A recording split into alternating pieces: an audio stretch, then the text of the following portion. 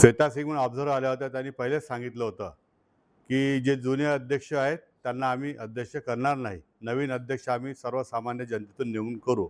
परंतु हे जे सुनील कोल्हे अध्यक्ष केले, हे याच्यापूर्वी 5 वर्ष प्रभारी जिल्हा अध्यक्ष राहिले होते. त्यांचं काम कदाचित चांगलं असेल म्हणून त्यांना काढून त्यांच्या जागी दुसरे अध्यक्ष केले. परत त्यांना जिल्हा अध्यक्ष केले. त्यांचा जिल्हा अध्यक्षाचा कार्यकाळ जनतेने पाहिलेला आहे. ऑब्झर्वर तर बऱ्याच ठिकाणी, समुद्रपूरसारख्या ठिकाणी, हिंगणघाट सारख्या ठिकाणी लोकांचे म्हणणे जाणून नाही घेतले.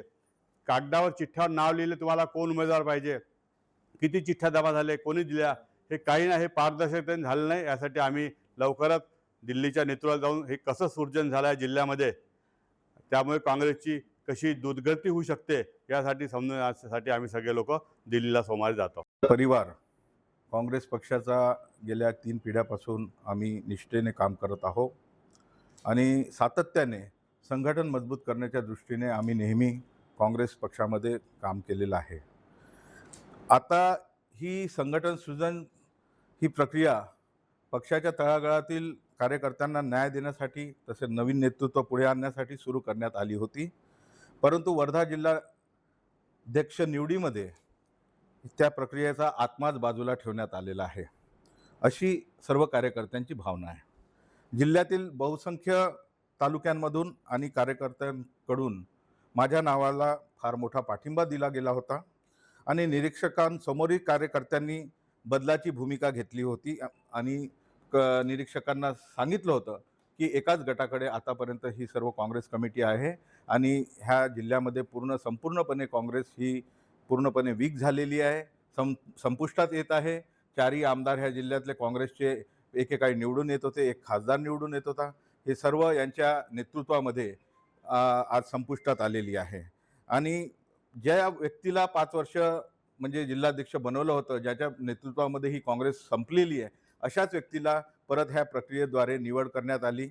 आणि जेव्हा की आपल्या झारखंडचे आमदार श्वेता सिंग ह्या इथे निरीक्षक म्हणून आल्या होत्या संघटन सृजनच्या, त्यांनी 13ही तालुक्यामध्ये त्यांनी आपला पूर्ण दौरा केला. लोकांच्या, कार्यकर्त्यांच्या, संघटनेच्या पदाधिकाऱ्यांच्या ज्या काही भावना होत्या त्या भावना त्यांनी नोंद केल्या.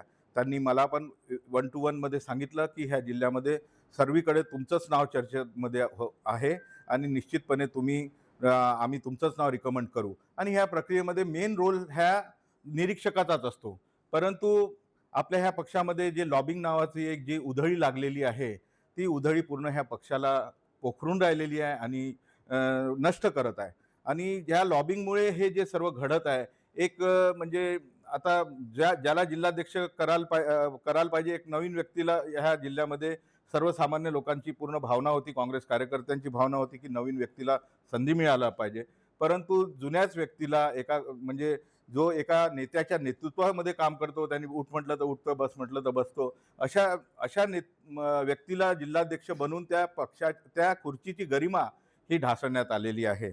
आमचा विरोध कोणत्याही व्यक्तीविरोधात नाही आहे, परंतु पक्षात वाढत चाललेल्या लॉबिंग आणि ठराविक गटाच्या नियंत्रणाविरोधात आहे.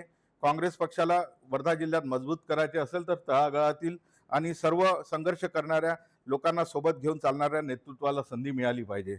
आम्ही पक्षश्रेष्ठींना यासाठी विनंती करायसाठी दिल्लीला जाणार आहोत की या प्रक्रियेचा परत फेरविचार करावा, पुनर्विचार करून आपण कार्यकर्त्याच्या भावना समजून घ्याव्या आणि आम्ही आज काँग्रेस विचारधारासोबत प्रामाणिकपणे उभं आहोत आणि पक्ष मजबूत व्हावा हीच आमची भूमिका आहे.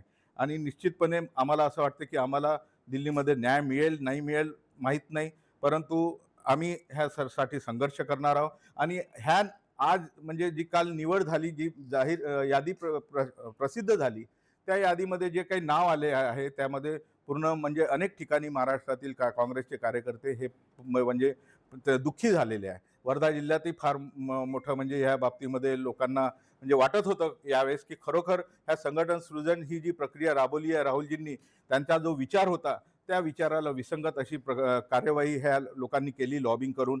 तर आम्ही निश्चितपणे याचा निषेध करतो. अध्यक्षांची निवड झाली आहे. महाराष्ट्रातल्या सर्वच जिल्हाध्यक्षांना शुभेच्छा दिल्या पाहिजे.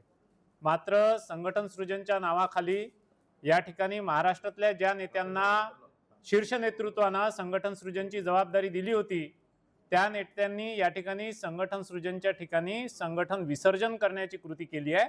असा माझा स्पष्ट आरोप आहे.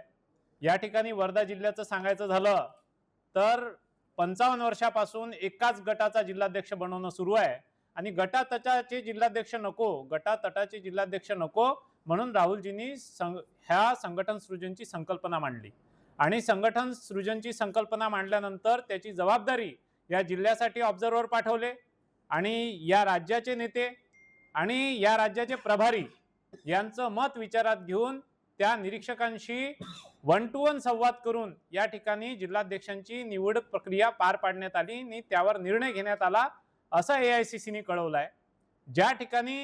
या ठिकाणी जो जिल्हाध्यक्ष नेमण्यात आला, आजच सकाळी आम्ही लोक येत असताना आम्हाला काही मीडियाच्या लोकांनी पकडून विचारलं की जिल्हाध्यक्ष कसा केला हो तुम्ही, तर संघटन सृजन करणार होते आणि पुन्हा वाड्यावरचा गडी काँग्रेसचा राखणदार अशा पद्धतीने लोकांच्या प्रतिक्रिया यायला सुरुवात झाली आहे आणि हे योग्य नाही. आणि अशा पद्धतीने जर जिल्हाध्यक्ष निवडायचा होता तर संघटन सृजनचा घात करण्याची काही गरज नव्हती, ही नौटंकी करण्याची काही गरज नव्हती आणि खऱ्या अर्थानं संघटन सृजनच्या निकषात सुद्धा हा जिल्हाध्यक्ष बसत नाही. अशा पद्धतीने चुकीच्या पद्धतीने या जिल्हाध्यक्षाची लॉबिंग करून निवड करण्यात आली आहे आणि ही बाब शीर्ष नेतृत्वाच्या लक्षात आणून देण्यासाठी मी दिल्लीला जाणार आहे.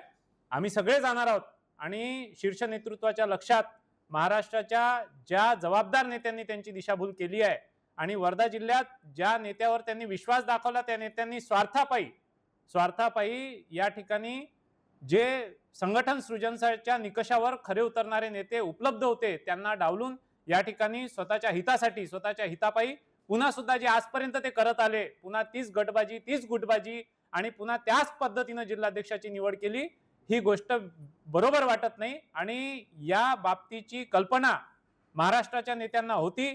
ते लोक या ठिकाणी जे लोक सातत्याने या गोष्टीचा पाठपुरावा करत होते आणि सांगत होते की असं घडू देऊ नका, विनंत्या करत होते, त्यांना वेळ सुद्धा महाराष्ट्रातल्या नेत्यांनी दिला नाही आणि ज्यांना महाराष्ट्राची जबाबदारी दिली होती त्याही नेत्यांनी या लोकांना वेळ दिला नाही.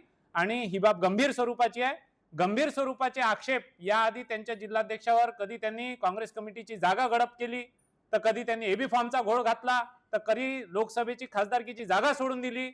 अशा पद्धतीचे कृत्य करणाऱ्या नेत्याला पुन्हा जिल्हाध्यक्ष पदाची जबाबदारी त्यांच्या मताने देण्यात आली, ही बाब सर्वार्थानं चूक आहे.